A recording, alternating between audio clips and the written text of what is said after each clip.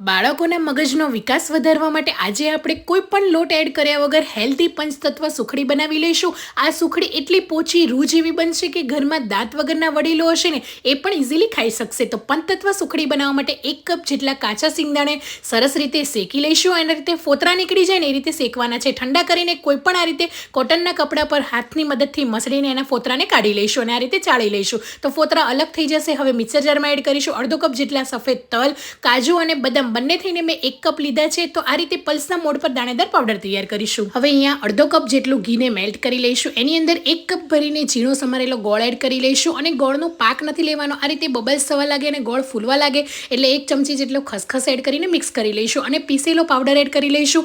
1 મોટો કપ જેટલો અહીંયા સૂકું નારિયેળને ગ્રેટ કરીને એડ કરીશું. બધી વસ્તુને મિક્સ કરી લઈશું અને ઘીથી ગ્રીસ કરેલી પ્લેટની અંદર આ મિશ્રણને કાઢીને સરસ રીતે ઉપરથી ફ્લેટ કરી લઈશું અને આ રીતે બદામની કતરણ એડ કરીને થોડી વાર ઠંડુ થવા દઈશું એટલે સરસ રીતે મીડિયમ સાઇઝના પીસીસ તૈયાર થઈ જશે.